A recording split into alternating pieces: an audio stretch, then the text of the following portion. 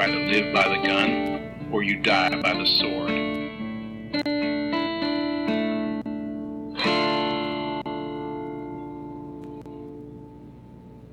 Welcome to The Good, the Bad, and the Weird. I'm Nicho. And I'm Chris. And welcome back to the second part of Titanic. Yes, the romantic sinking. Yes. Before we start off, I do want to say I apologize if anyone can hear the screaming children in the background. It's the last week of summer. And they've congregated outside again. That makes sense, though. Yes. So, where we left off last time, Jack and Rose made love. Yes. Very passionately and steamily. 17-year-old passionate back-of-seat car love. Yes. And also at the same time, the Titanic has been hit. Yes, we run into the iceberg because of a lot of reasons. Yes, and we won't get into that on this. Again, yeah. That's for historians, and we're not... We're not historians. No, but if you want to, James Cameron does a very good... He does have a very nice explanation on what all led up to this. Exactly. And so, also at the same time, Jack and Rose have been caught together. Yes. Cal has supplanted the heart of the sea into his pocket. Yep. And they've exposed him as a thief. Yes. And the bodyguard takes him downstairs. Yes. The ship marshal has arrested him.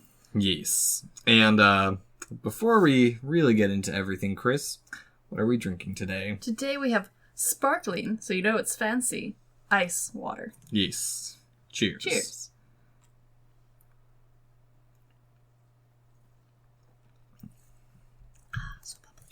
Not bad. Yeah. So, at this part in the film, we have a shift, because basically the romance is done, for the most part. Now it becomes a disaster or action movie. Yes. And also at this time in the commentary, Cameron goes into a crazy amount of detail, talking about like the historical figures, talking that he's pulled from specific bridge dialogue, from testimony. Where people are located in the ship. Yes. Mostly it's him explaining that he has thought this as through as much as humanly possible so that his fake characters could potentially exist in this real world scenario. Yes.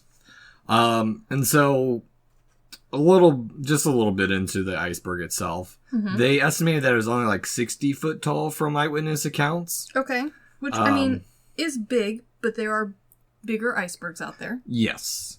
And a side little bit, Digital Domain embedded a Godzilla in the iceberg, but is never seen in the shot. I somewhat wonder, after recently binging all the Showa-era Godzilla movies, if it was a nod to Godzilla Raids Again, where Godzilla's trapped in the ice at the end. Yeah, I would like to think so. Yeah. Yeah. And so, I mean, there's actually quite a bit going on with this. Everyone's starting to panic slightly. We're having the women and children first. Yeah, and there's also... This is the part of the movie where I do like, again, his attention to detail, in that in the real sinking, there was a lot of confusion on how to work the lifeboats, where they were located on the ship, and then also not understanding, like, how many people could fit in the lifeboat. Well, and I like the level of detail that, because at the beginning of the sinking, it's not necessarily directly stated, like, what's going on, what's happening. There's just clear confusion and panic. Put on your life preservers, go to the deck. Yes. And that, I mean, it just shows the state of how things were in those days. Yeah, there was no, like, all-around alarm bell being like, all right, everybody, time to, like, evacuate ship. It was like, some people got told, like, put your life preservers on. Some people got told, hey, it's just a drill. Like, no one knew what was going on. Yeah. And so Rose and Jack are separated again. You know. Why not? Jack pleading, hey, you know me. That's not me. Yeah. And Jack, or also Cal, found the nude. Yes. Which in the original script, he was supposed to tear it up. But how are they supposed to find it later down the line? That would be weird to find, like, a ripped in half nude instead of a whole nude. Yes. But, no, it's a weird, like, if you break the movie down between the two parts, it's just it's almost a little weird at times. Yeah, I would like to think that in this version that I'm, like, envisioning in my head of Cal, who, like I said, I wish could have been portrayed as more of a standard gentleman as opposed to the bad guy. Like, it would be nice to imagine that, like, yes, this picture made him angry, but also, like, he recognizes that it's good work. Yeah. And, you know, if you can't have your fiancé, might as well have a nudie picture of her. And a nicely drawn one at that. Well, not just that, because he's still under the mindset that she's his property. Oh, for sure. Yeah. But at this point, he's clearly not thinking very straight. Yes. No. And it's, I don't know. For me, a lot of this part of the movie gets blurred together for me because it's there's a lot of quick succession of things happening. Yes, because if I remember right, the Titanic only took like 2.5 hours to sink. Which is pretty quick for a boat that size. Yeah. And so, while everyone's panicking, Jack's been brought down. When people are starting to get loaded onto lifeboats. Yep. And there's just utter chaos. And then on top of that, the third class passengers are also confused with what's happened. But at this point in the movie, we're also seeing that they are being denied access to the deck. Yes, and also the crewmen and the engines are trying to keep the power on. They're doing what they can. Yeah. They're doing whatever they can. And if I remember right, a good chunk of them died. Yeah. But yeah, so Rose originally is going to be put on a boat with her mom and all her friends. Or she finds out the ship's sinking and she goes down to save Jack. That's right. Yes. So she goes down to save Jack. And these parts of the scene, her dress in that they said was one of the difficult things to design for the movie because it had to change. They designed it to change color in like the water in different lightings.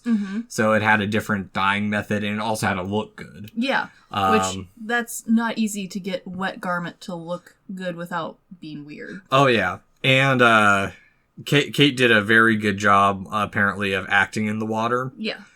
She really did. It was really cold too. It was very cold. Also, I really like the way that they got the set on a lot of these shots. The set itself is sinking. Yeah. Which is a really cool aspect because the water moves in a way that you can really tell what's happening. Yep. Because water's one of those features, especially in CGI-based movies, where it's easy to get it weird, it's easy to get it messed up. And even if you have real water, it's easy to be like, oh, there's a guy standing over there with a hose.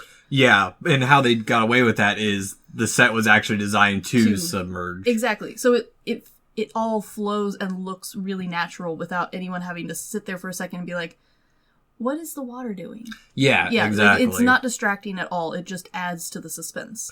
Yeah, and apparently this was the hardest scenes for DiCaprio or I guess he didn't really like the cold water. He was kind of a baby about it. As someone who used to teach children to swim at like 4 a.m, I can agree. Cold water. There are some people who that is just not their jive.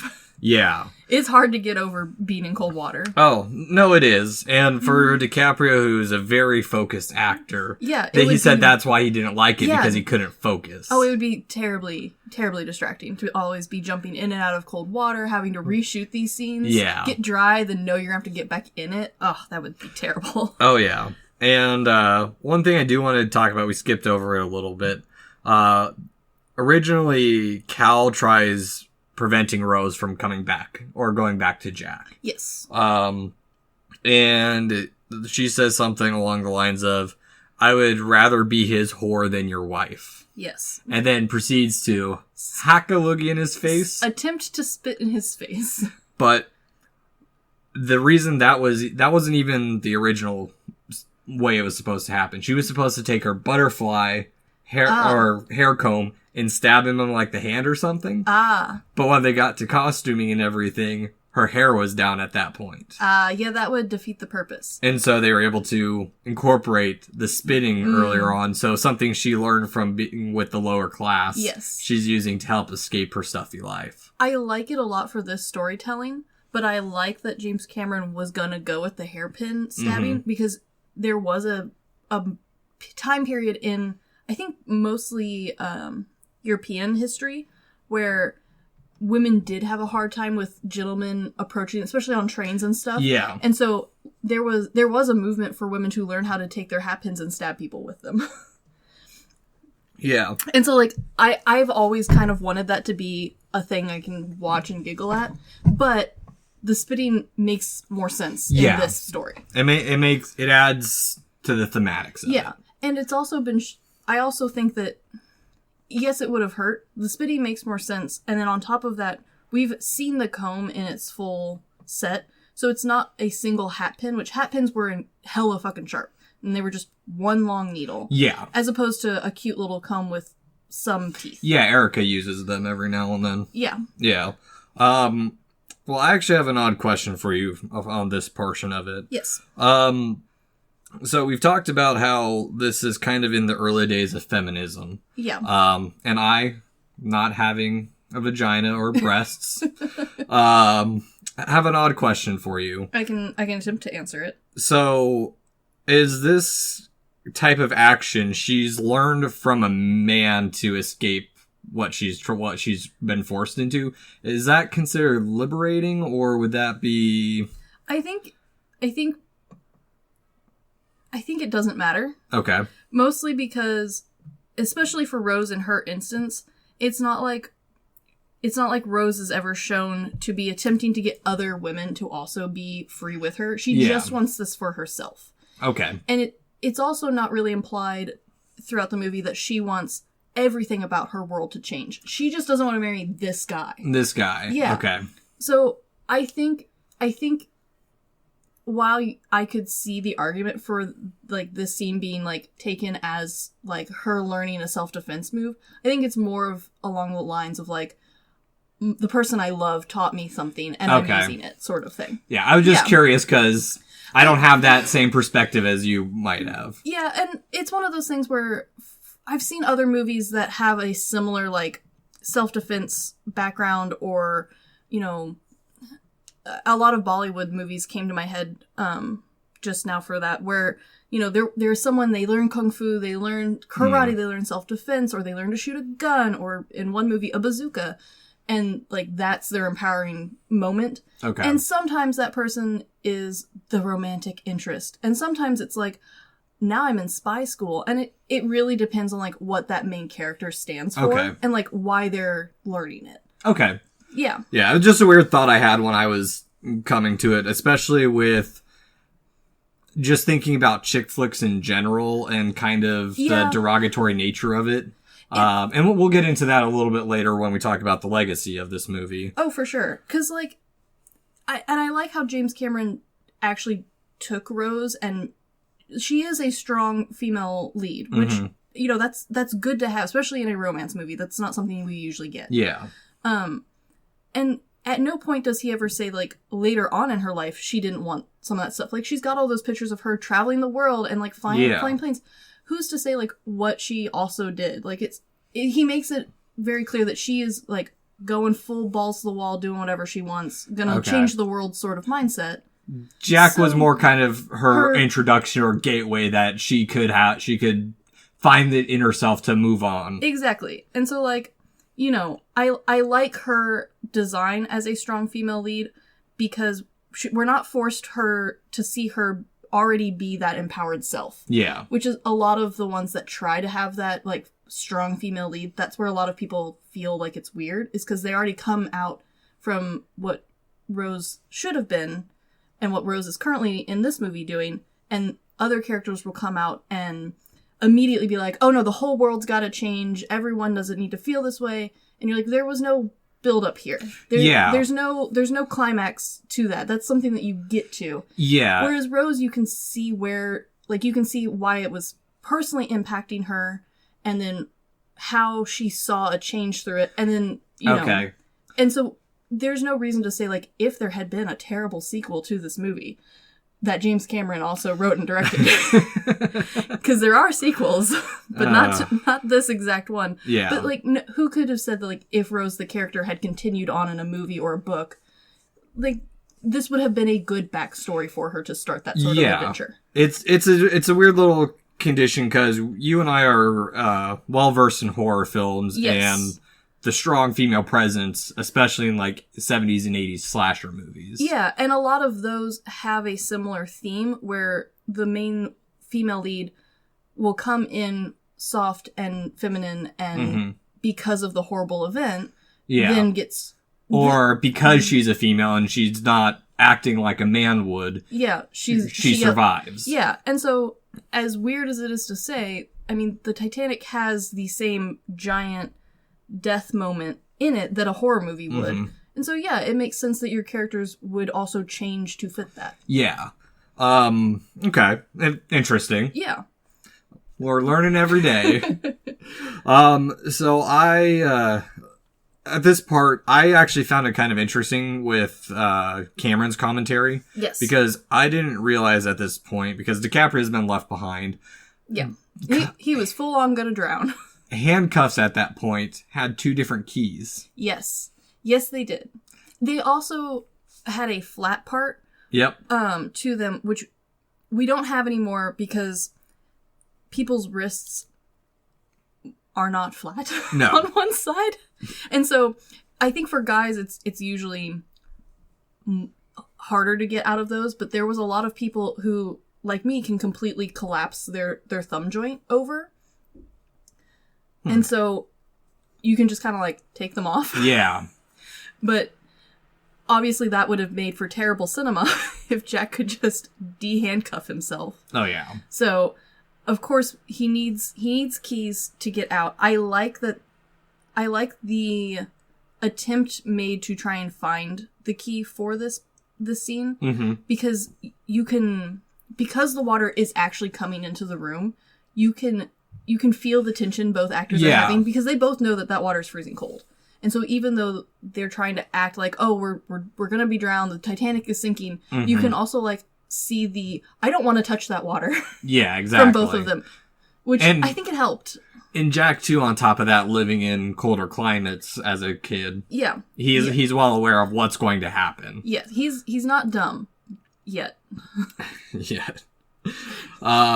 So there's a lot, I mean, basically this whole portion of the movie is almost one long chase scene. And I learned that there was actually quite a bit longer, chase-wise. I can see, especially knowing James Cameron's writing style, I can see where, in his mind, like, oh, we need to show how they get from room to room. Yeah. We need to show how they get from this deck to this deck.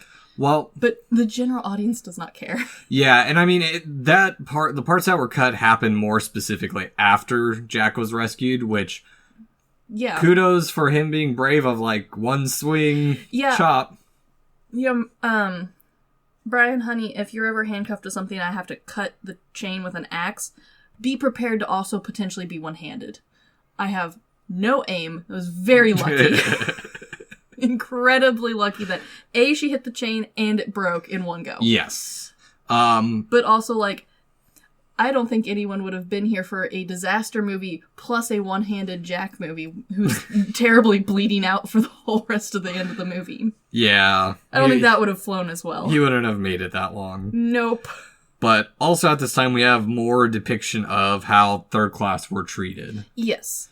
And I know James Cameron has said that there's some debate on how he portrayed this part. Yeah. But at the same time, I think he was, especially at this point in the Titanic movie, he's more focused on finishing that narrative that he started. Yeah. With the division of class, that if he had been more generous with his historical accuracy, I think it wouldn't have worked the same. Yeah. And people, like, the audience would have asked the question of, like, oh, well, if that gate's closed, why not just go to this gate? Like, it would have just opened up a weird loophole. They had to barge through. Yeah.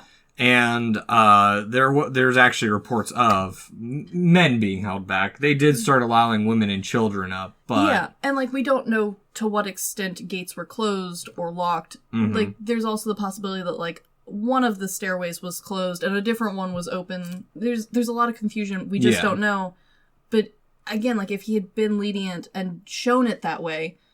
I think your general audience wouldn't have had time to say, like, oh, well, of course that group doesn't know that one down the hallway is fine. Yeah, exactly. Like, no one would have known that. Yeah. So, from a storytelling and especially a movie storytelling standpoint, I think what he did was fine. Yeah, I do too. Yeah. And we actually do get to see Cal being even more of a scumbag. Yeah. Because he's trying to buy his way. Yeah, he just kind of is spiraling real quick into scumbag territory. Oh, yeah. And once they get Rose back up, he actually has kind of a redeeming moment at this point because... Yeah, a little bit. Yeah, a little bit, because he's going to save Rose. He's like, you know what? At least you can get on the boat. Yeah. And then he says, I'll get Jack on another boat. We'll be fine. And then immediately turns to Jack and says, well, there's a boat for me, at least. Yeah. See, I told you I'd win. Yeah. Yeah. And then there's also the scene where he tries to smuggle his way onto a boat by picking up a random child that he definitely does not have. Yeah. He was like, I've got a kid. And they're like, cool, hand us the kid. And he's like, oh, no, I was kind of thinking I could carry the kid on the boat. I mean, that's how he gets on. Yeah. Scummy. Oh, so scummy.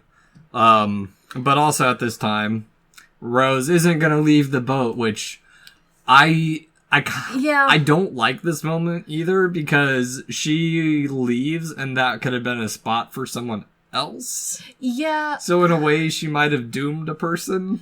Yeah. And, like, I like the tension of, like, she's on the boat, it's lowering, and, like, to the audience that kind of signals, like, she's already, like, past the point of no return. Yeah. And then she gets down to a lower deck and then jumps off.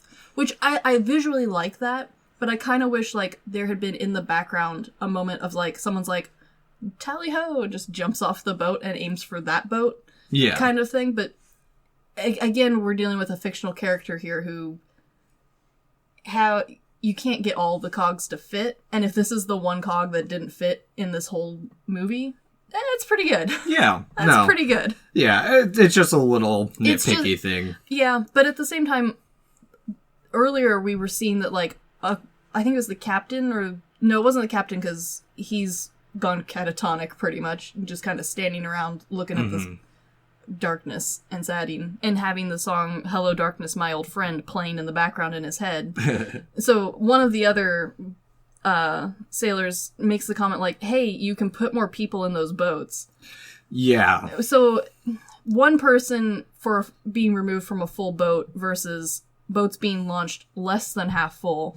You know, I feel like a lot of things could have gone better here. Yeah. And his portrayal in that, I learned something kind of sad about him. Is this was his last voyage when he was going to come back. He was going to retire. Yeah, when he came back to England, he was going to settle down. So I think, and he's not the only person to say, like, I'm going to retire, I'm going to do this one last thing, and then that last thing ends up being, like, the worst thing possible. Yeah. So I think as, you know, architects, we should take a lesson from this and say to ourselves, either we're never going to retire, thus nothing bad can ever happen, or don't do anything big right before you retire. I plan to work till I die. I mean, I think that's every architect's, like, that's dream. That's what you're just gonna do. Welcome to the field. Oh, yeah. What is retirement? Never. No. But I actually really technically like the sinking scenes, too, because there's so much happening. Tech and everything that went into it. I also like that, especially because James Cameron is so detail-oriented, he bothers, for the parts where we're kind of flopping between different characters, there's not a part where you can distinctly be like, oh, this is before this one, or this is happening later than this part. It all feels like it's happening on top of itself, which I like a lot. No, I do too, because not only at the time is Rose running away with Jack, Cal has stolen a gun and is trying to kill them. Like the Like, come on, man. The ship's sinking, The ship man. is sinking. Get out of here. Well, one thing interesting about that is there were actually people remember hearing gunfire. Yes. But no bodies were found with bullet wounds or anything. No, I think one of the books that I read that was a collection of survivors' testimonies was one person recounted hearing the gunshots and assuming that it was one of the officers attempting to get order by firing it up into the air. Yeah. And as far as we know, that's probably what happened. But because we can say, like, yes, someone heard gunfire, we can safely put this dumbass into the movie. We can do what he's done so well this whole movie, is interweaving this fictional story with real events. Yes. And so one thing I also like about this is, when Cameron's talking about all the background work that they did for people falling down the Titanic as the ship's sinking. Yes. At this point, Cal's got on a lifeboat with a kid because he's a, sad little man. Yep. And Rose and Jack are trying to find however they can survive. And so by doing so, they've returned back to where Rose faced death the first time. The first time. Yeah. Poetry. Oh, poetry. But it's interesting because this was probably one of the more dangerous scenes to shoot too. Yeah. Because people were on casters, yep. but they were still bumping into stuff, even if it was like a rubber setting. They were still bumping into it. And they're bumping into each other too. Yeah. And one of the biggest things was when they hit the railing then. Yeah. Because they didn't fall the way they were supposed to or stuff like that. But no one really got severely injured either. Yeah, I was actually impressed that there was, from the most part, a couple of big bruises, and that was kind of it. Yeah. Which, pretty good for an action segment. Oh yeah. Women's skirts kept getting snagged, which made them fall awkwardly. But, at the same time, this part, with all of the real-life people sliding down the boat, that part all looks and feels really good. Yeah. You feel the terror, you feel the helplessness. There's not that, like, background voice being like, well, why didn't you just grab this? The only parts that I think in this area that start feeling off to me are a couple of the CGI people falling off the boat. Yeah. Just because some of them fall real stiff.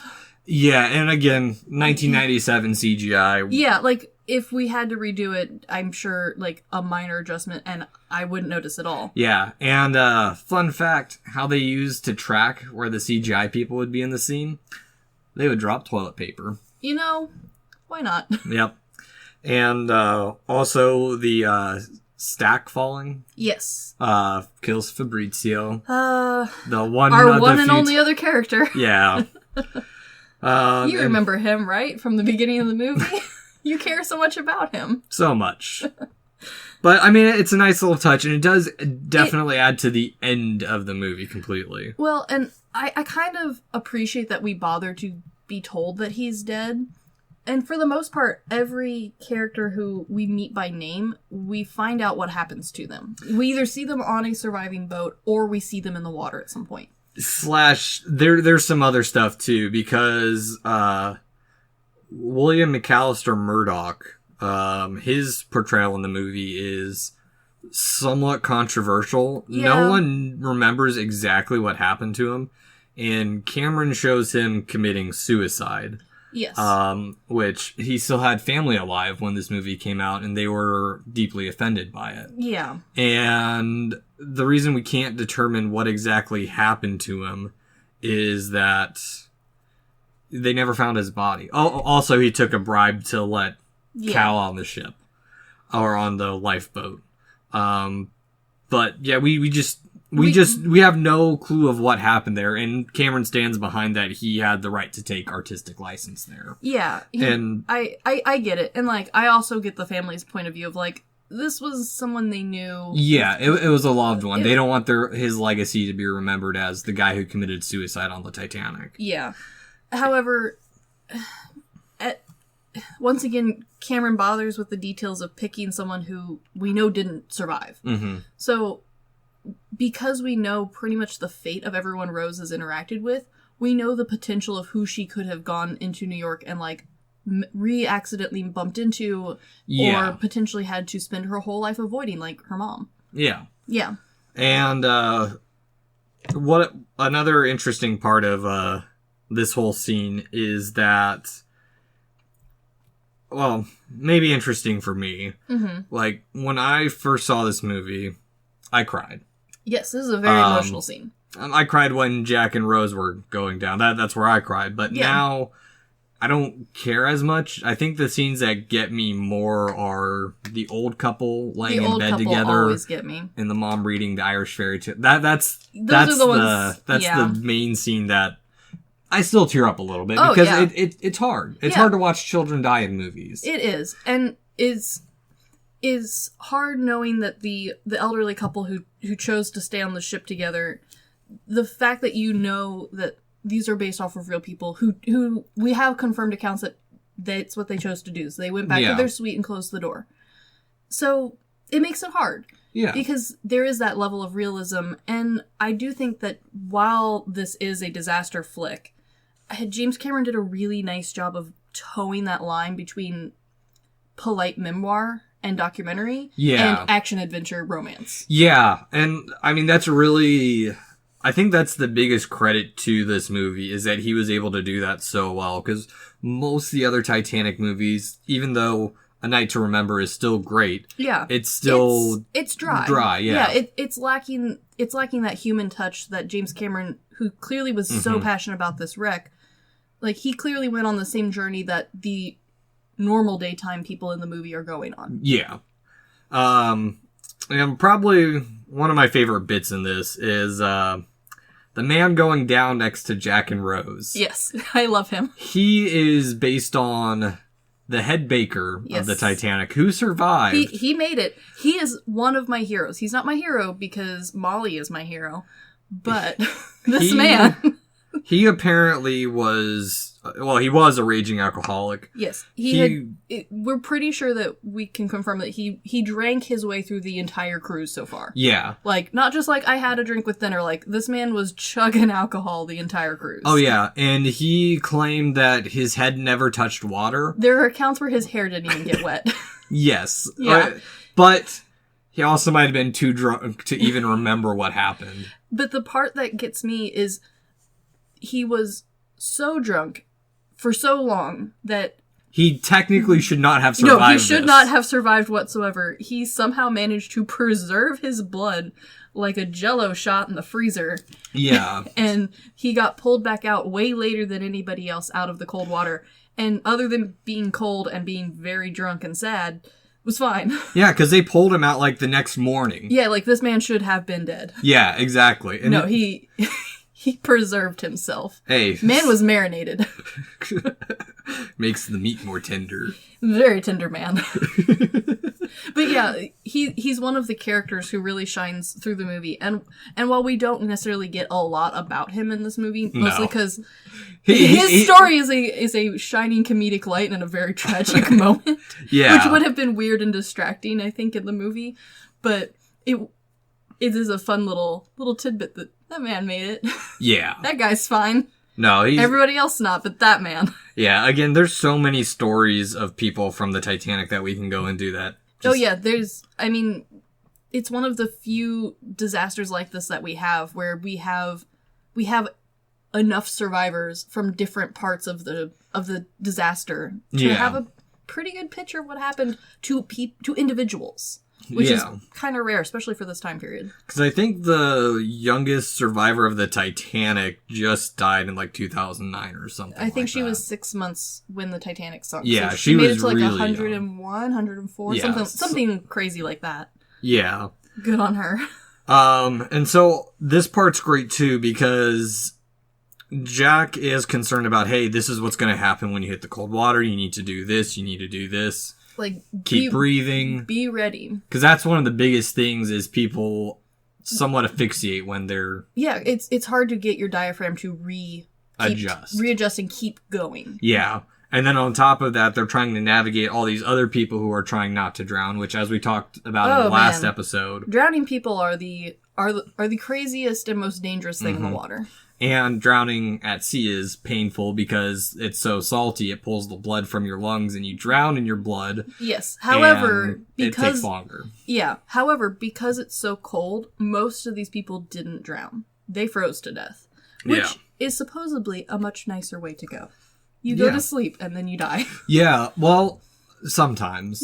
I think most of these people, probably that's what happened. Especially because of the clothes they went down in. Yeah. These people are not wearing, like, 10% cotton, 100% polyester clothes like we are. Yeah. This is straight up wool and linen. Oh, yeah, it's gonna get wet. It's so heavy. Yeah. I'm actually kind of curious about this scene, too, and just hypothermia when it comes to water in general, because coincidentally, I just listened to the last podcast on the left's covering of the Donner Party. The Donner Party's a rough one. Yeah. That's a rough one. Yeah, I listened to that yesterday while I was getting ready for movie night. Yeah, Donner Party, they didn't have a good time. Yeah, and they talked about, like, paradoxical undressing and a bunch of the other stuff that goes into hypothermia, but I just don't know how it acts differently when it comes to water deaths. So the main difference to think about when thinking about hypothermia on land versus in the water is there are things you can do on land to help. Yeah.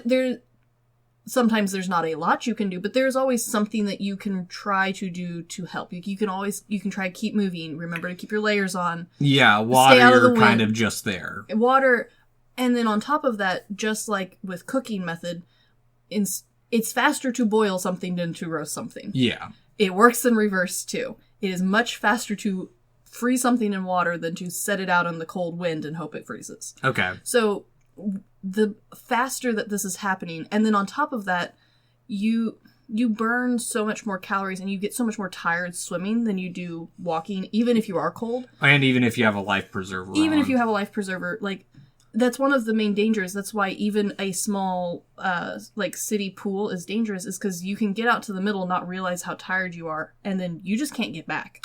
Yeah. And then on top of that, think about all the times you've come in and put your hands underwater from being outside. You can't do anything with your hands. Your skin's on fire.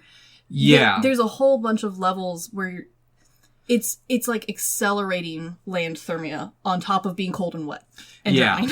Okay, makes sense. So the average person would probably last just a couple minutes in this water.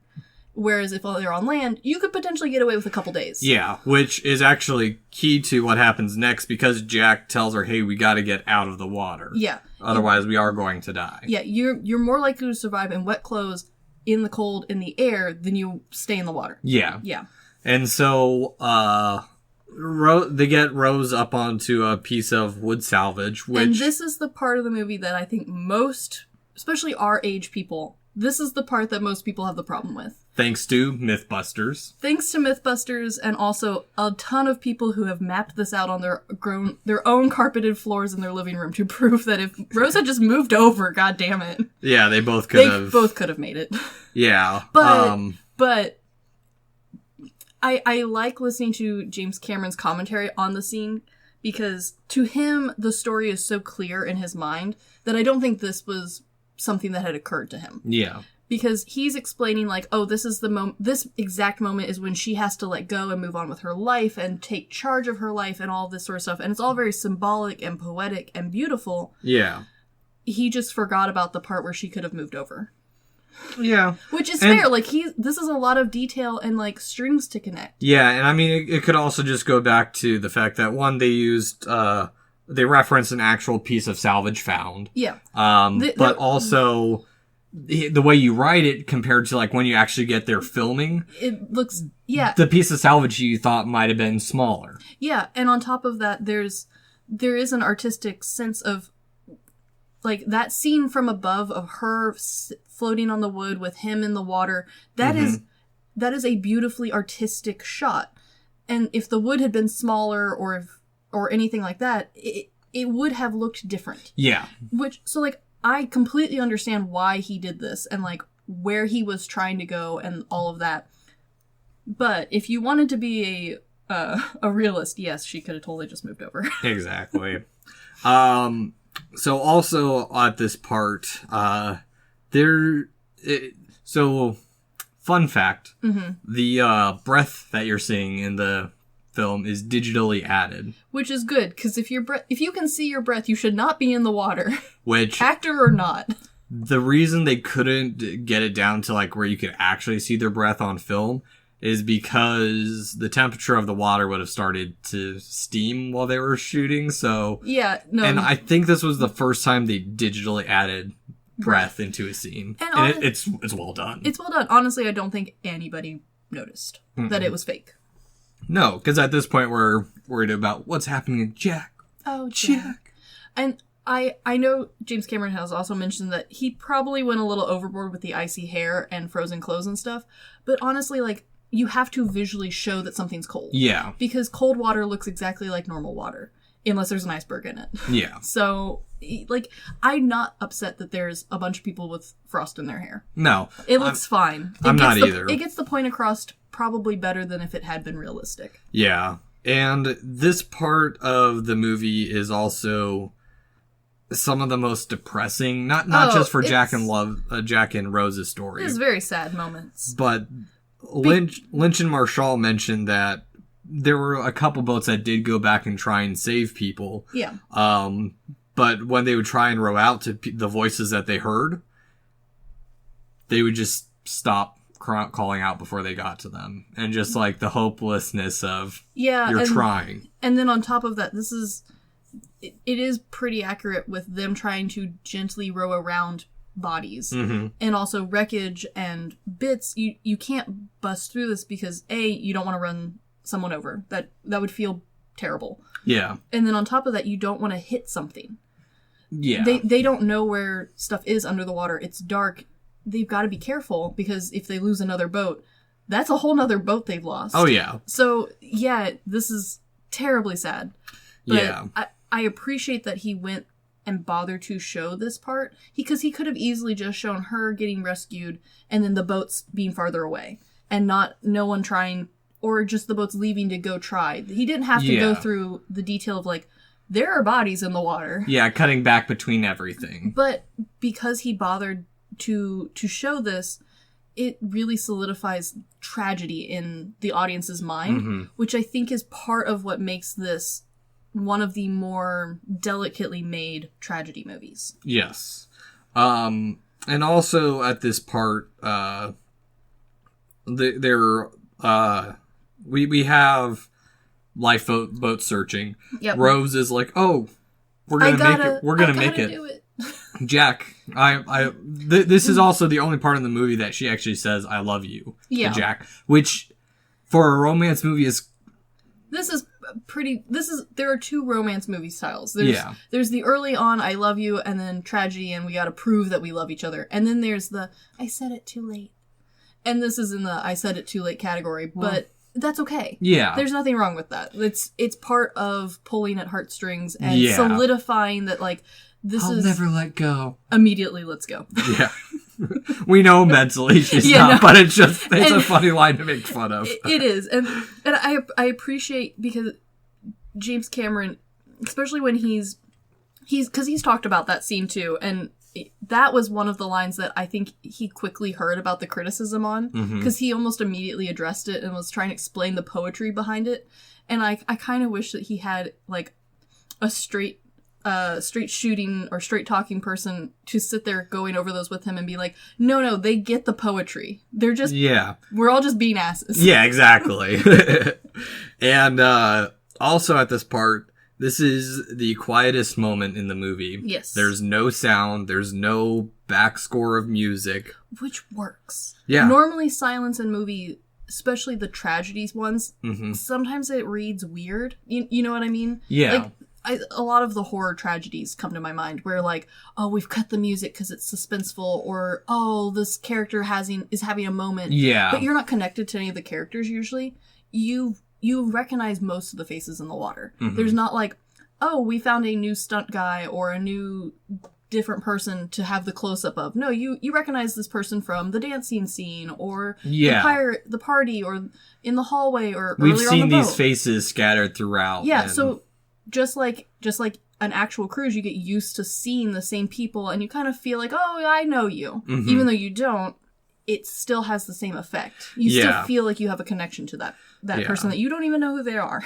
Yeah, and I mean, it's also kind of a weird spot, too, because their love story is centered around death. Yes. She's trying to commit suicide. That's when they first meet. Yeah. And then when she has to let go, she's letting go of him when he wouldn't let go of her. Yeah, and when she lets go is, I think, also another one of those poetic moments where, like, she's making it clear to the audience that she understands that Jack is completely gone. Yeah. Like, there's not a, like, glimmer of hope that I hold in my heart sort of thing. It is her being like, if I'm going to make it, your body has to leave.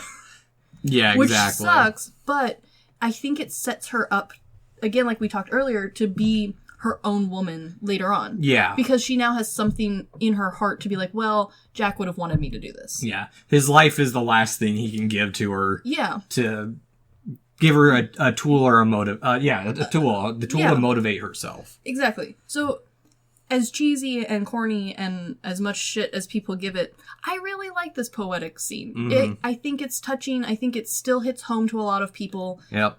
I think it works. Yeah, no, I like it too. And, like, the next part, too, with them, her being saved because she blows the whistle and that's how they find her. Yeah. And then we find out that, Cal specifically wanted to try and find her because she was picked up as a third-class passenger. And there was piles of life vests piled up behind everyone.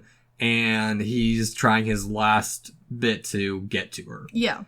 Which, I think that scene is part of the hope of this other character of Cal that I keep referring back to. Yeah. Where, like, there was the potential for him to be written as more of just a standard gentleman as opposed to a bad guy.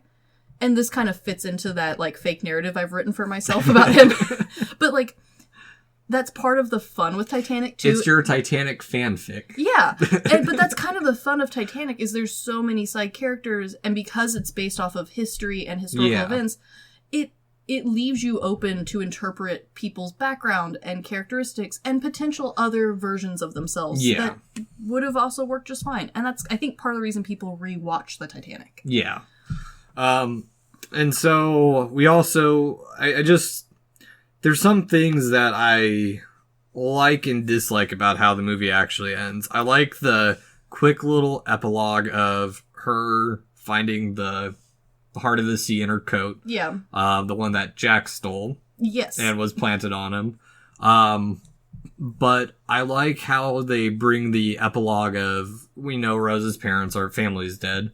Cal lost it all in the stock market, which, as we know, led to was one of the factors in the Great Depression, and offed himself. Yeah. And so, with Fabrizio being dead, no one remembers Jack anymore. Yeah. And there's this kind of humanizing part for Brock, especially at the end. Yes.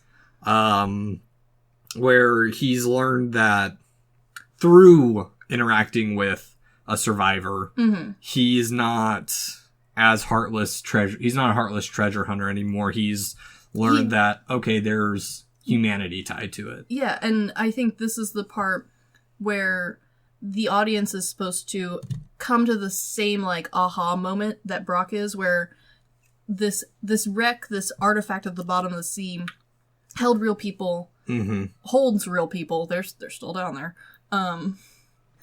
And that's the point where it changes it from an interesting historical fact to a horrible tragedy. Yeah. Yeah. And I think Cameron mentioned it. This is one of the few films that addresses the aftermaths of the sinking. Yes, which I like, because that's kind of the part of most tragic or disaster films in general, with the exception of a couple where the disaster isn't necessarily the actual event. It's like Mad Max style, end of the world, now we've got an apocalypse to live in sort of thing. Yeah. Those, I think, are kind of in their own different pocket. Yeah, they're not disaster movies. Not in the same sense as this, anyway. No. And so I appreciate that he bothered to go over a little bit farther than just like, and then the survivors were picked up, the end.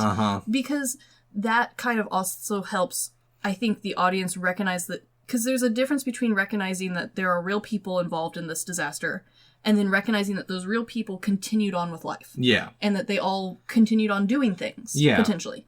One made a movie about it 29 days later. Yes. Yeah.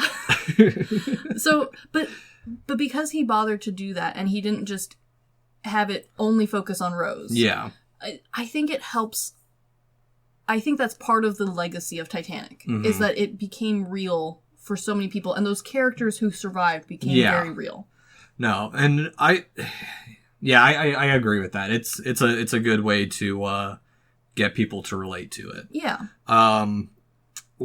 One thing I've learned, and you kind of forget about it. You do. This movie is almost all flashbacks. Yes. Like, you completely, like, it is jarring to come back to real time. Yeah, there's, I think they estimate, like, only 13 minutes of the film taking place in the present. There were supposed to be more cuts. Yeah. But when they actually got to it, they're like, this isn't a story about present day, it's about back then. And normally flashback movies feel weird, or they're comedies. Yeah. And I think this one, the reason it works is because it's prepping the audience for the lights in the theater to come back on and for you to get in your car and to go home. Mm-hmm. Because this movie wants you to think about this. It doesn't want it to be like a feel-good romance and then you're just done with the evening and you kind of forget about what the plot was. It's supposed to weigh heavy on the heart. And especially because they've broken it up into kind of 3 sections with the flashbacks. There's the beginning flashback, a middle flashback, and then we come back to present. Mm-hmm. It kind of gives the audience's brain a break at each of those spots. And it gives them time to start digesting what they just watched before the movie actually ends. Which I think is really important for movies like this, and even documentaries. Because if things just end abruptly, it's really easy for your brain to move on to the next task. Yeah. Whereas this one, it gives your brain a stopping point, a thinking through point. It highlights some of the things it wants you to remember. Yeah. And then it lets you go. Which is kind of what they teach you to do in like high school and college when you're trying to learn something. Yeah. And so the fact that this is the style he went with, I think is another little tidbit of why Titanic sticks with people the way it does. Yeah, again, dealing with the aftermath. And then also giving people's time, their brains time to set in some of those scenes that they love. Well, so real quick, I don't think it's necessarily just that. I think it's because it also has the modern setting. Oh, yeah, no, that helps a lot, too. Because everything else takes place back then. Exactly. Yeah, no, that's totally, like, part of it, because your brain isn't trying to, like, the audience is no longer having to fantasize about old times. Yeah. Or about these characters or events. The movie is physically giving you space to be like, we're back in the present, without, like, actually turning the lights on and forcing you back in your car to drive. Yeah. And do something else. You've got this moment of like, all right, what did we learn today, class? Where is Dora's map? Sort of, sort of thing. But that works. Oh, yeah. It also helps, like, transition you into, like, a long-term thought process and love affair with this movie. Yeah. So, now that we've heard, because, what's his name again? Treasure Hunter dude. I just said his name not that long ago. I mean, I think I've always called him Treasure Hunter asshole. Brock, right? Yeah, Brock. Okay. That's his name. I wanted to say Brody, but that's the other guy. That's Baywatch. That's Baywatch. Well, and that's kind of the nice thing about the, like, modern day parts of this movie is these characters are important. Like, the movie wouldn't be the same without them. Yeah. But I also do not care about them whatsoever. No. Which is nice. It gives me a break from... Because I've cared a lot about all these other characters. Yeah, we only care about Rose at this point still. Because he also brings up that they had a heart... That they have record of the Heart of the Sea. Her fiancé, Cal, took out a loan for it. Yeah. But... I don't know. It's a weird... Like, I get the poetics behind the very end of it where she throws it into the sea. I do too. However... Yeah. This is the one part of the movie where, to me, the plot hole is the biggest. Yes. Because, theoretically, this Heart of the Sea is the only possession Rose has. Because she's cut all ties with her family. Yeah. She's gonna go off and do her own thing. She's pretended to take Jack's last name. So she can't even, like, have an aunt or uncle to help. We could potentially, like, theorize that, maybe Molly helped take care of her because we've made that connection with that character. Yeah. But at the same time, she's living through the Great Depression. Well, and she's clearly going on adventures. I don't know if the character would make the sentimental value to that... Hold on to that piece. To that piece more than, like, having an art piece made of him later. Or her trying to paint or sculpt an art piece to have with her. Because the thing that only ties her to is Cal. Yeah, and she clearly doesn't like the man. Yeah. She spent the rest of her life avoiding him. But it's also kind of, in a weird way, a symbol of her rebellion against him, too, because... Sure. Oh, no, it's definitely the only thing she wears. Yeah. In the sketch. No, it definitely has a back and forth poetry to it. I totally get where Cameron was coming from with this. But this is the one part where, to me, I could see this going so many different ways. Yeah. Where, like, even if it was like, oh, I have it, but it's inside this, like, I've made a little model or a little, like, thing. Like, as an art person, I've made a thing, I've embedded it into sort of nonsense. It's or like making a talisman. Yeah, like, as opposed to just leaving it as the necklace that she clearly never wears. Yeah. They spin... I mean, we see so many pictures of her doing so many things. The necklace isn't in any of those pictures. Yeah. Because... It's a MacGuffin. It is a MacGuffin. Yeah. Which is fine. Sometimes that's gonna happen. Yeah. Like, this movie's so goddamn long. Which... Let's be real, this is a nice, clean end. Yeah. And if I remember right, I think it was one of the producers who the filming of it sinking was his pool. Yeah. But it's a nice shot. Yeah. And it does give you time to properly see the necklace. Because we've seen it. Yeah. We haven't gotten to look at it the way she has. Mm-hmm. So we haven't gotten to see the fact that there's a spot in the back that you're supposed to look through. Like, there's details in this piece that we wouldn't have gotten to see without this scene. Yeah. And because of those details, this is one of the most sought-after pieces of replica ever. Forget your Lord of the Ring necklaces. Those are a dime a dozen. Those are a dime a dozen. The amount that, like... Because we've both been to the museums.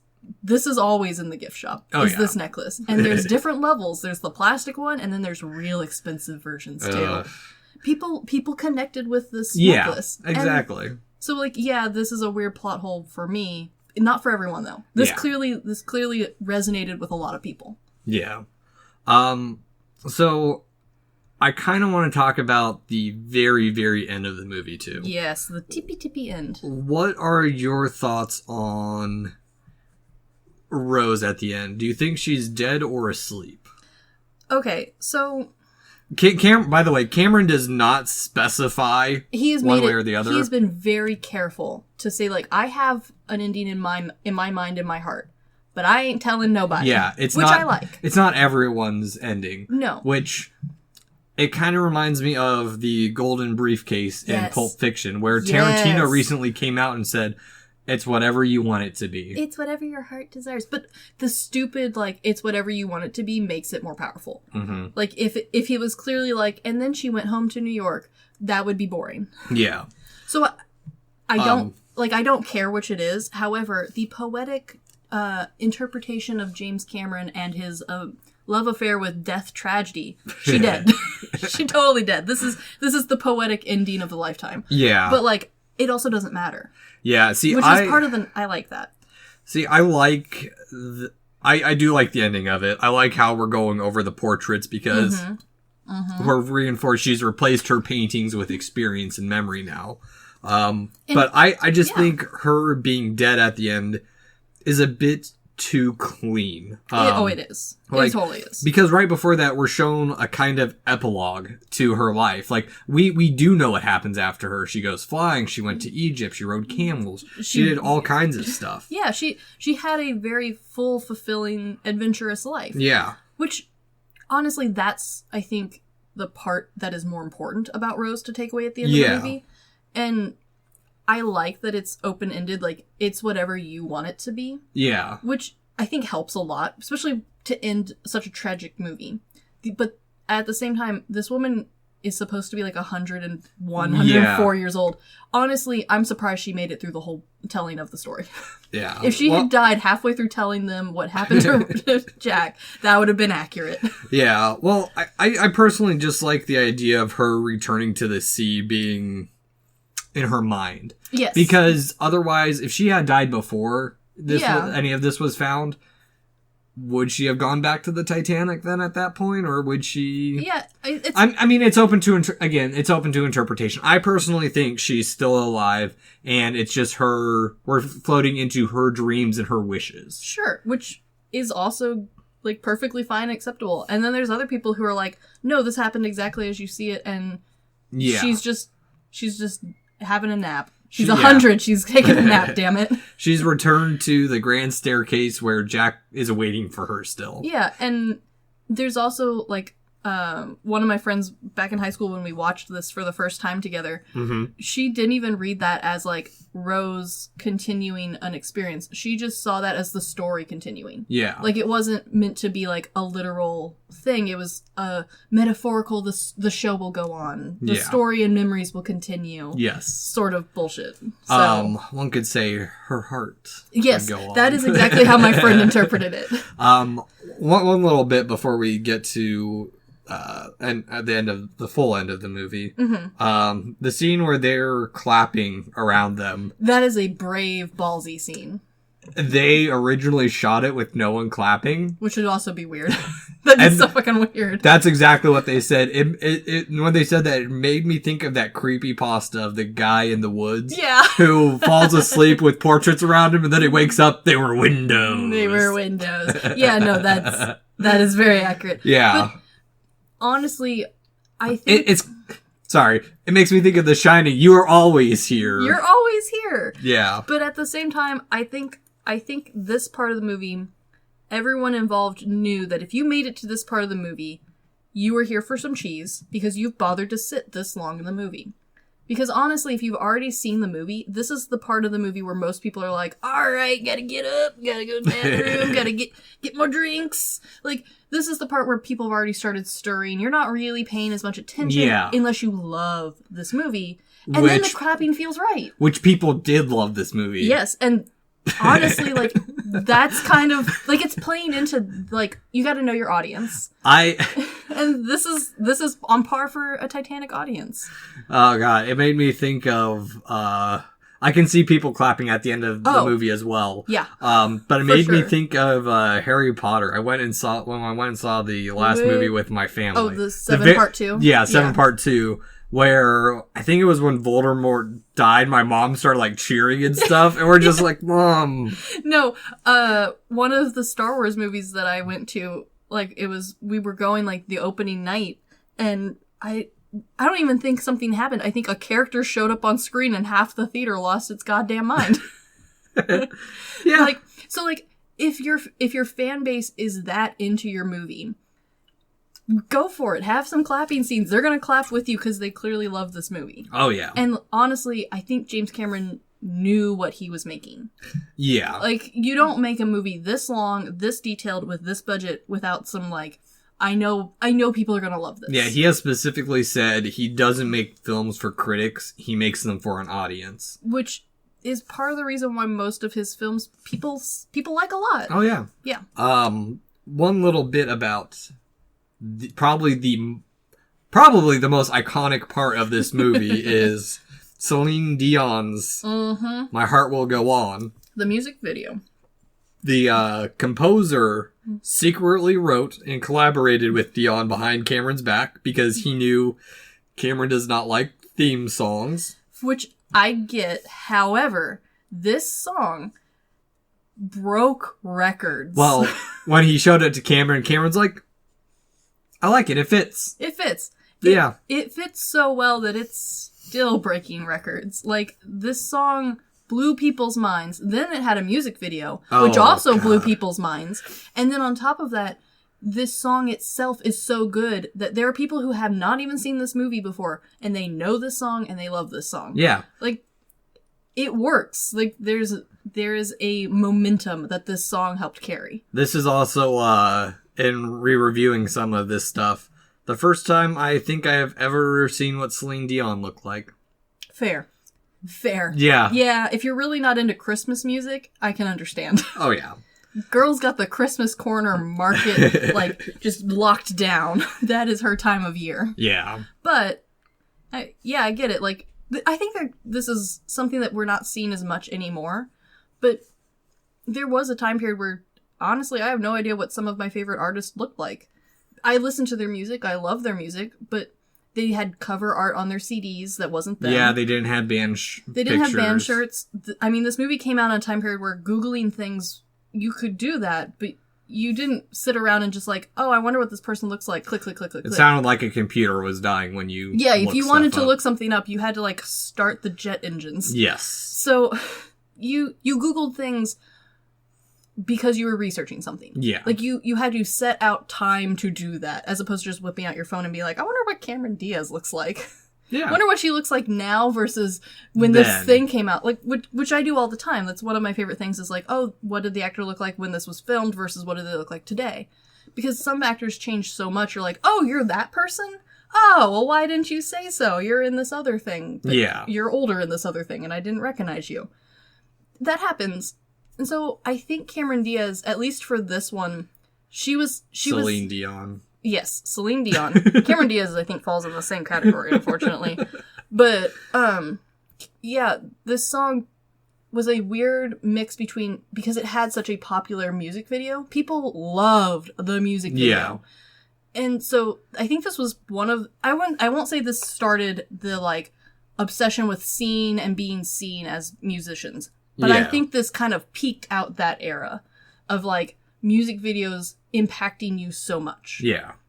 This was definitely, like, you can put a thumbprint in the timeline of music videos and, like, be like, oh, there's that one. There's the Titanic theme song. Yeah, I can see that. Yeah. So we've, the movie has ended, the credits have rolled. Yeah, you've gone pee because, you know, been here a while. Almost 3 hours and 20 minutes. Yeah. Or 3:15, something at that point. With no intermission on this one either. Yeah, that's another thing we don't see anymore is intermissions with, like... With these longer movies. Yeah. And honestly, the home release of this movie comes with one kind of built in, especially the VHS version. Yeah. Because you had to physically remove a VHS tape and put the next one in. And if you were our family, you had to put the next one in and then spend an hour rewinding it.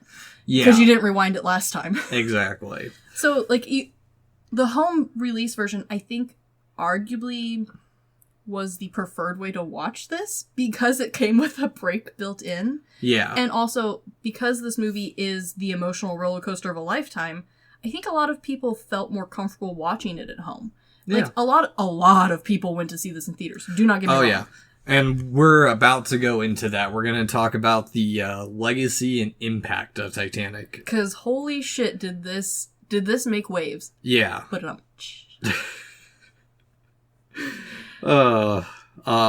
But so anywho, after they finished making the movie, Cameron mentioned that the hardest part was the post-production. Fair. Because There's a lot. There was. I think they mentioned that it took DiCaprio like 30 days to do all his voicing for the lines again. Yeah. It's a lot of lines. This is a dialogue-heavy movie. Yeah, no, exactly. And at this point, Cameron had foregone his paycheck. Because, as we mentioned in the last episode, people were having headlines of, will this movie sink like the Titanic as the budget went higher and higher? Well, and this movie, there wasn't another movie that even came close to the amount of money sunk into this. No. This was groundbreaking. The amount of funds that this movie was going to deal with. The estimated budget was $200 million. Which is so much money, even by today's standards. And so the fact that this was one of the first ones to do a lot of this, and then on top of that being like, well, we don't know how to make a ship sink, so we're just going to kind of do it. CGI it. Like, no one's ever made this many background CGI people, but we're going to do it. It'll be fine. Because, and I might be wrong here, I think the next highest budgeted film was Avatar. Yeah.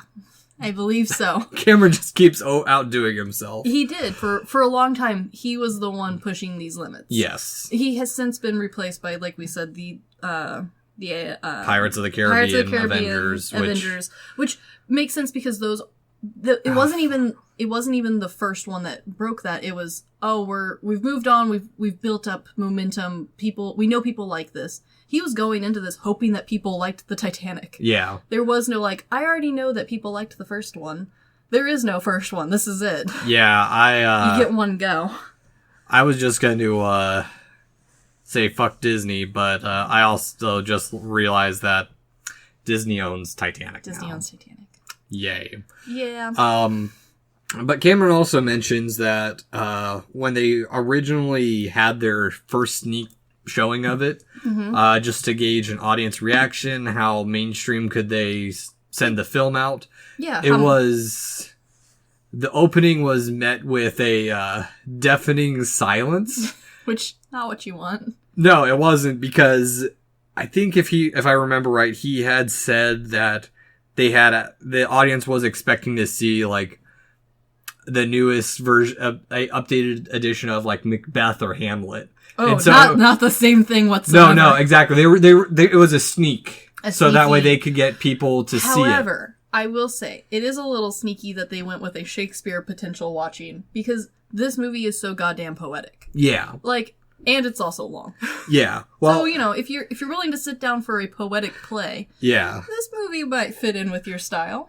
Yeah, and he said he was afraid that, oh shit, I'm never going to be allowed to make a movie again. He'd be spending the rest of his days washing dishes, paying this back. Yep, but he said that was the highest scorecards he's ever received for that type of showing. Granted, this is back in 2005 interviews. Yeah. And when he's not as terrified that it might flop. Yes. Even then, it was not as successful as they hoped the first week in the box office. Yes, it was big, but it wasn't as big as they were needing it or wanting it to be. But the momentum kept building, and it kept making more money every week. And I think they mentioned it peaked on Valentine's Day, 1985. Whew. Or sorry, 1998. There we go. Well, and I can kind of see why this movie initial opening week would not have done spectacularly. Because this is a movie where you need a wave of people to be in love with it. Yeah. You kind of want to get swept up in the oh my god, have you seen the new Titanic movie? It's so good. We should all go watch it together. That sort of vibe. Yeah. That helped bring Titanic into what it is. Because, you can see it, and maybe you'll take your significant other to go see it. Mm-hmm.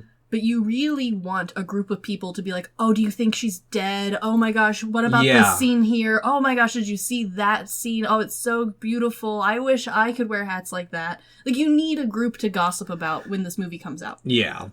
And so by March 1st, 1998, 74 days after being released, Titanic became the first movie to make $1 billion at the box office. $1 billion.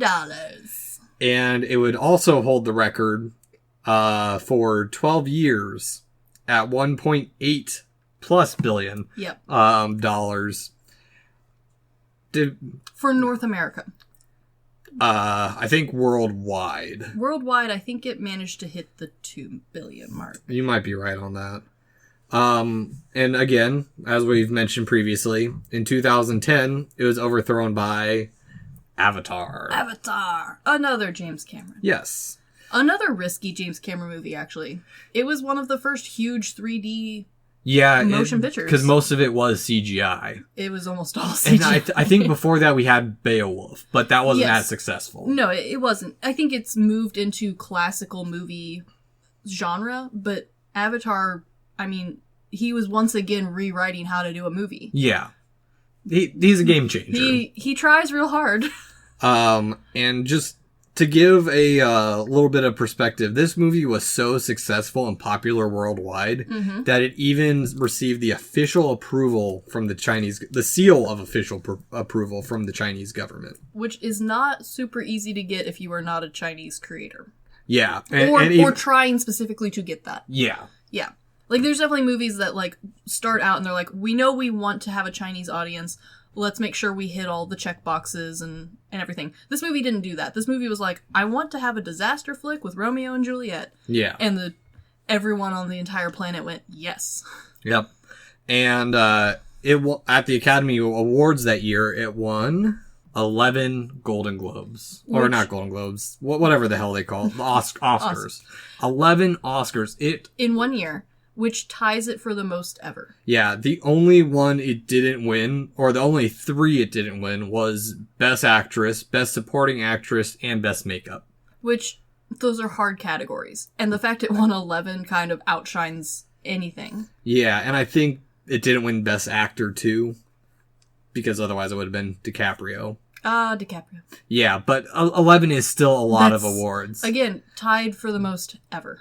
And, which is tied with what, Lawrence of Arabia? I don't remember.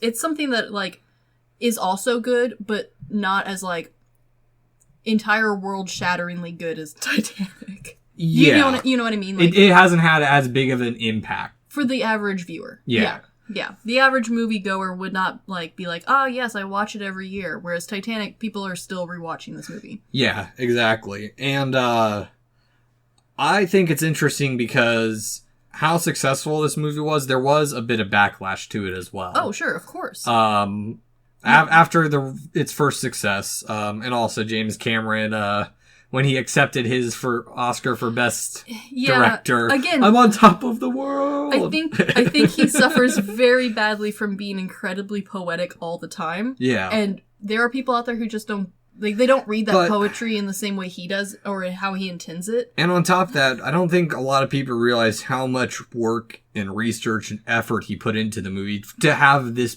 pay off in such a big way. A lot of people, I don't think, realized that he wasn't just the director. That he came up and did so much more. He was involved in it. Like, if he could have cast himself, I think he would have. Yeah, I actually watched Ask a Mortician's video on the Titanic today. A wonderful interpretation if you'd like to know what happened to all the dead people, by the way. Yeah, I do highly recommend that. But she mentioned she's like, oh, how much of an expert is Cameron on this?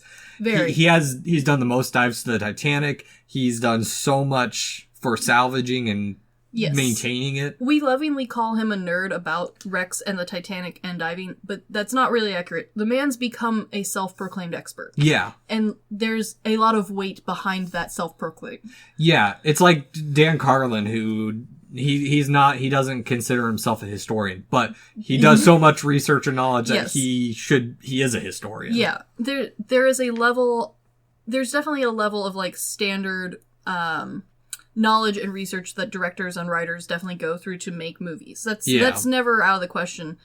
It's just recognizing the fact that there are some directors, and James Cameron is one of them, who don't just make it like I need to learn this for the movie. It's a life obsession. Yeah. This man spent more years before and after the movie was released still researching, still doing dives, still rewriting what he already knew. He released an IMAX movie about it like a few years later. Because he did another dive and learned some new stuff. Yeah, and I think there's been a couple other Titanic movies that have come out, but none of us have heard of them other than Titanic 2. Titanic 2. Oh, boy. I wish it was still streaming. I wish I could have seen it just to say what the hell it was. Yeah, just to see it. But we, as... Are we millennials? You know what? I think at this point it's whatever your heart wants you to be. Yeah, I have no clue. We're at the tail end of that, if we are. But as we mentioned in the first episode, we grew up in we remember a post-Titanic era where the boundaries were already broken. Yeah, the film was already out. We weren't allowed to watch it. There was too much boob. We played My Heart Will Go On in music class. We also were past the parodies and the backlash because they mentioned there was shirts like, "We get it, the ship sank." Yes. And honestly, the way you know you've made something this impactful is to have so many people love a thing that other people hate them because they love the thing. Yeah. That's how you know you've really made something, which sucks. Yeah. But at the same time, we grew up in the era of we get it, Mom. I know you love this movie. I don't. But it wasn't I don't love this movie. It was I don't connect with the characters yet. I haven't had time to develop that or like seek the movie out myself. It was a lot of like, hey kids, you want to watch Titanic? You're finally old enough to watch Titanic, and you're like, I don't want to watch Titanic. Yeah. Well, and I just kind of want to talk about some of the post-reception as well. Yes. Because they mentioned that it was well received around the world, but it was received differently. Like, of course. In India, one of the biggest scenes for that audience was when the plates fell. Yes. Because that was a symbol of the folly of the rich. Yes. But they also mentioned that it wouldn't have been a successful movie if it had been for the teenage girl audience. Yeah. Oh, there is nothing as powerful as a teenage girl audience, and we are currently living in the second wave of teenage girls powering the audience. Yeah. Like, the audience direction. Well, it got me thinking about Titanic was called a chick flick movie. It definitely, I think originally was just the disaster flick, and then like the second it hit home release, it was a chick flick movie. Well, okay, so I kind of want to argue against that. Because I don't feel that the Titanic was specifically directed at a female audience, despite having a strong female character. No, it was just, I think, at least James Cameron-wise, I think James Cameron just, like he said, he wanted to make a disaster flick with Romeo and Juliet. Yeah. And the man is, again, such a poetic mind that to him, that's a beautiful story. Yeah, it just had more of a connection with women. But like Romeo and Juliet, there are people who love poetry, and the general audience who is willing to admit they love poetic movies and like visually poetic movies is usually the woman chick flick audience. Yeah, well, and on top of that, I just don't feel like generally chick flicks are summed down to romance movies with either male or female lead, and they always end up together or they separate. It's just always a little bit of a journey with a little tiny bit of character arc, but not a lot. Yeah, because honestly, I don't think I've ever brought it up to someone and a guy say, "Oh, that's a chick flick movie. I won't watch it." Yeah, I think Titanic ended up with the title chick flick from people who had not seen the movie Titanic because they thought it was a chick flick. Or were tired of their wife, girlfriend, significant other wanting to go see it over and over. Well, and I think a lot of people who wanted to see it over and over again, and then the people around them who got annoyed weren't even their significant other, because I think a lot of significant others also ended up loving the movie. Yeah. I think it was people around that couple who had to listen to how great the Titanic was, and we're going to go see it again, and the museum's coming out, I can't wait to go see the museum, there's going to be real artifacts. That level of hype, no matter what movie it is, we've seen there's, for every hype section, there is a vehement hate because of it party. Like when Lord of the Rings came out, there was a bunch of people who hated all the people who were constantly loving Lord of the Rings. Yeah, same thing with Harry Potter. Like The Hobbit more recently. Yeah, you name a movie that like shook a huge portion of the world, and there's always people who that's not their thing, and they're tired of hearing about it. Yeah, and I get it. It does feel very like oppressive when you only hear about this one movie and no one wants to talk about the movie you want to watch. I get that. I get that vehemently. No one wants to watch kung fu movies with me either. This sounds like another movie I am very passionate about that I will get you to watch at some point. Eventually, yes. We hear about it frequently, and the entire group has said, no thank you. It's not that bad. We'll get to it. I'll get to it eventually. But, so like, I get that divide that it created, and the Titanic is one of those things where I think a lot of people who did love it held it in such a place in their heart that they wanted to share it with someone else once they thought that person was old enough. However, that love of a movie and of a genre is very easy to have all of the negativity last longer than that love. And we still see that. There's still a ton of people who are like, no, fill in blank genre here is so dumb. And you get stuck with the memes of, we get it, the ship sank. Yeah, that's why we still have, like, Lord of the Rings and Harry Potter merchandise around. Yeah, that's part of it. And that's also why there's still a lot of people who, even though the shows have come out ages ago, even though that, like, to be fair, the fandom is done, there's still people who are like, no, that thing shouldn't exist, or the amount it exists to is silly and stupid. And I'm going to say something a little controversial here. Uh-huh. Everyone talking about Friends, shut the fuck up. Yeah. I'm tired of it. No, Friends has a similar wave behind it. There are people who loved it. Yeah, and exactly. Now they're getting to relive a second wave of it because it's come back out on streaming. And so, like, there's always going to be, like, that continuous love wave, but the underlying current of people who had to listen to it and are still bitching about it, that undercurrent, I think, is the thing that most people remember. Okay. Because people remember negative things more than positive.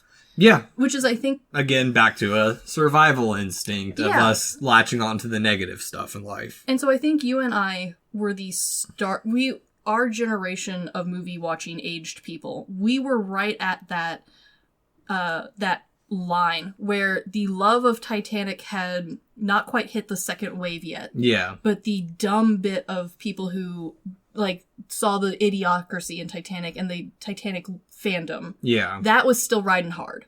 Yeah. Because, again, it's easy to continue. And the jokes were funny. Yeah. Like, I mean, yeah. The SNL parodies are fun. The SNL parodies were funny. Like, the jokes about Titanic, because it's something people all know and love, those last longer. They always will. That's how jokes work. You don't make jokes about things that haven't happened yet. So, I think we were stuck in that limbo of, like, oh, no, I don't like the Titanic because I've heard all of the dumb things about it. And so there was a smaller market of people who could confidently stand up and say, no, I love the Titanic. Yeah. And that turned it into something of a chick flick for our generation, because who else is going to stand up and say, I love Titanic? Yeah. And you didn't want to be that person to be like, no, I love Titanic, but I also love Kung Fu movies. Like, no one in high school wanted to be that person. Yeah. And speaking of how, like, this movie got parodied and made fun of. Oh, there's so many. Our favorite, Steve Odekirk. Yes. Who did Kung Pao. I love Kung Pao. He did a short parody called Thumbtanic. Which is exactly what you think it is. Yes. It is Titanic with thumbs. Yeah. He put faces on thumbs and remade the Titanic. He did it with Batman. He did it with Star Wars. It's kind of like how people, like, redo, like, Lego versions of stuff. He did that, but with thumbs. Yeah. Instead of Legos. And, like, the parodies are fun. The parodies are funny, and there was, I think now that a lot of us who were in the, like, Titanic is dumb, like, forced camp, a lot of us anyway. Yeah. Because we hadn't seen the movie. We only knew about Titanic is dumb, and we started with the parodies. I think a lot of us are now re-finding the Titanic and re-loving the Titanic. And so I think the wave is still going. Yeah, and I don't know. It's interesting to look back on some of these movies, especially what are considered classic movies now. Oh, sorry. Sparkling burps. Yes. The worst. Movies where we didn't grow up with the hype for it. Like, I wonder what it's going to be like for my future nephews and nieces if I show them movies that I loved as a kid. Well, and I also think that... Or as an adult, too. Yeah. Oh, for sure. I also think Titanic fits so nicely into classical literature style film and art and writing. Yeah. That...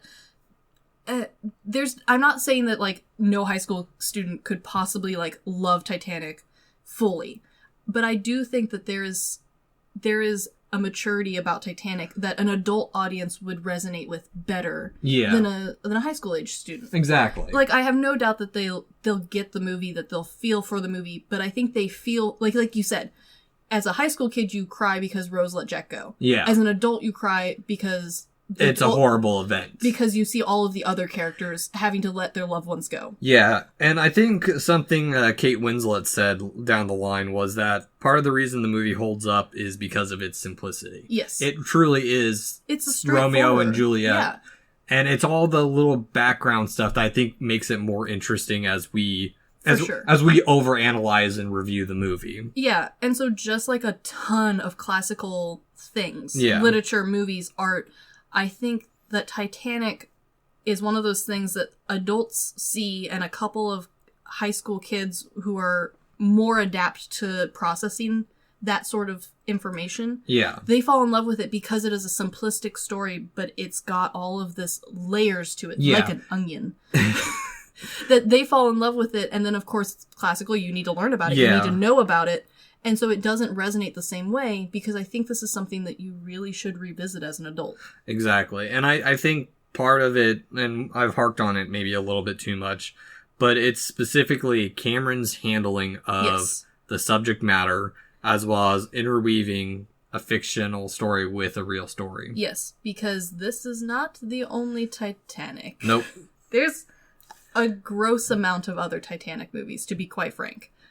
Not because they're playing off of this movie, but because some of them were made clearly to cater off of the original sinking of the Titanic. Yeah. Some of them should have been released as documentaries, and instead were released to a general audience who were not... They didn't want to watch a documentary. Yeah. So it got played up here or there to be something neither movie nor documentary, which honestly doesn't usually work super well. No.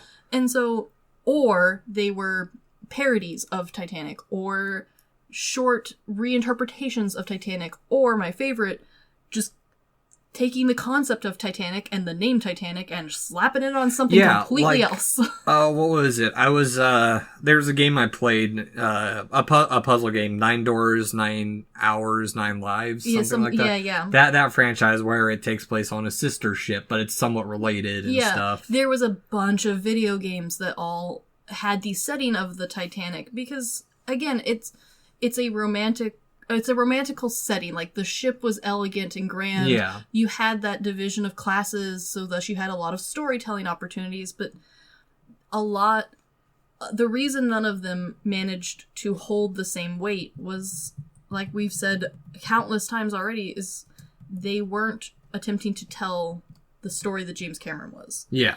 And in the delicate way that he attempted to tell it. Because I honestly think if he had gone with any other, like, attempted telling, either a more straightforward or brute or blunt or more heavy on the action or more heavy on the documentary side, it would not have succeeded. Yeah.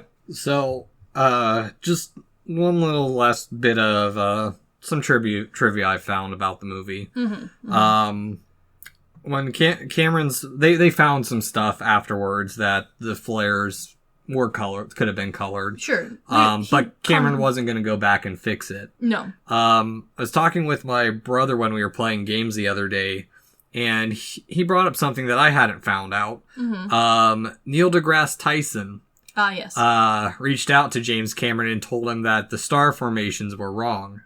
And for the 10th anniversary of the movie, Cameron made a change to the Titanic. Aww. He changed the stars to work. He fixed the stars. That's poetic. Yes. Which, again, fits in with the man's narrative. Big fucking nerd. Big fucking poetic nerd. Which, that's nice. I appreciate what he tried to do with the re-release 3D version as well. I don't like it. I don't usually encourage the re-release of 3D films. However, when they went to go make their 3D film, they also went through and did do a little bit of cleanup and sharpening and depth to the film. So that way you didn't have to watch it in 3D. Yeah. It just kind of updated the film to continue to be nice to look at. Yes, which was also released for the 100-year anniversary of the sinking itself. Yeah. And so normally the 3D releases of things are kind of the bane of our existence. Mostly because they either look bad, they look just straight up bad, or they hurt your eyes, or when they're released to home, not everyone's going to bother to have a 3D compatible TV or whatever system. And when they're compressed, it reads bad. Weird, yeah. I'm looking at Silent Hill Revelation. Yeah. Drive Angry. Drive Angry did not work when it was compressed. Avatar. Yeah. And Alice in Wonderland. Alice in Wonderland suffered terribly because I did get to see that one in theaters. Same here. And it did look good in theaters. But that's the problem is looking good for the big screen doesn't necessarily translate for at home. Yeah. And a lot of these films that are 3Dified are not your generic audience films. They are a group of people who want to own the movie. Yeah. Like most of those, actually. Yeah. Like, let's be real. Exactly. And so I appreciate the Titanic's work for 3D because James Cameron already knew that his audience wanted to own this movie. That's why he was re-releasing it, was because more people wanted it. Yeah. And so the fact that he took that in stride and said, okay, we're going to make it 3D, but we're not going to just slap 3D technology onto it and release it back into theaters. It was a two-part release in a way. Okay. Which is, to me, again, it toes that line, but it's one of those things where, like, he knew people wanted to re-see it.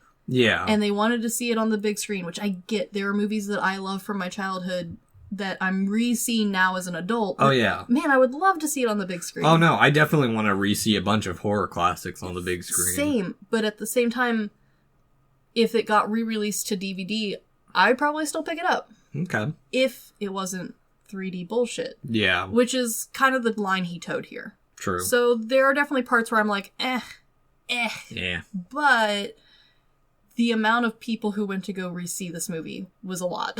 Oh, yeah. It wasn't just a little bit of, like, oh, the stragglers who still liked it. No, Yeah. a lot of people still saw it this wasn't movie. film nerds or...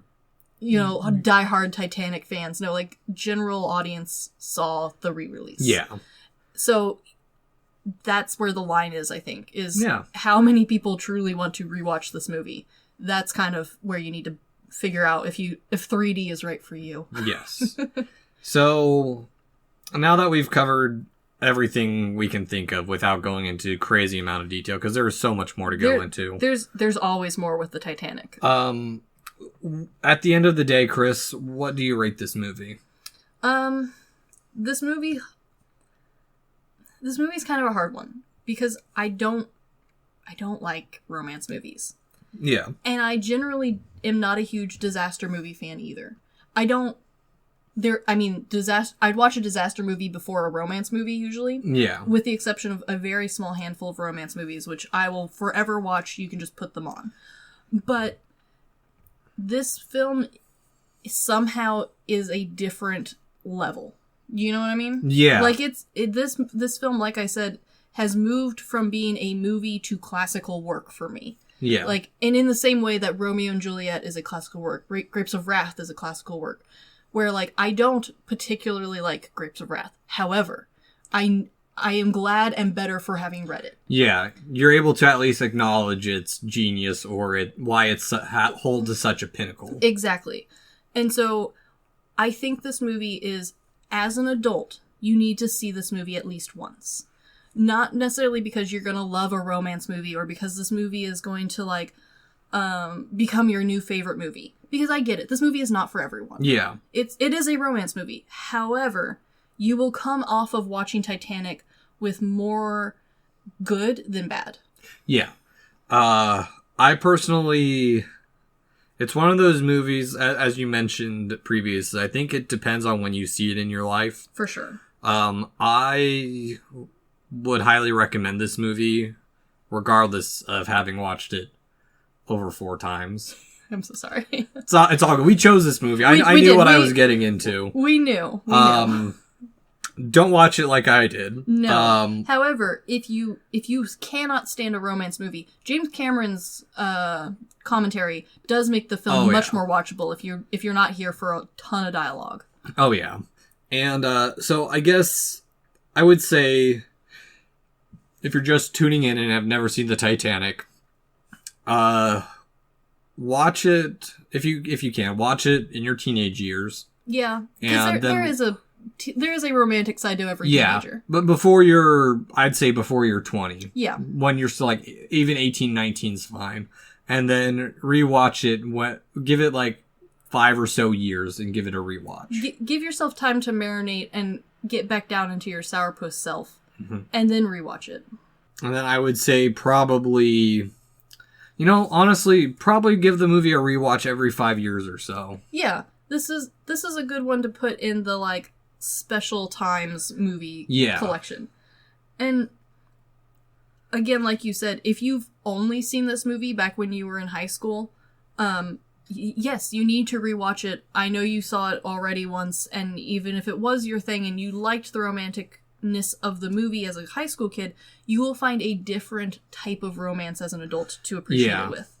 Yeah, and me personally, as I, when I was rewatching this, I have a different viewpoint of it now. Yeah.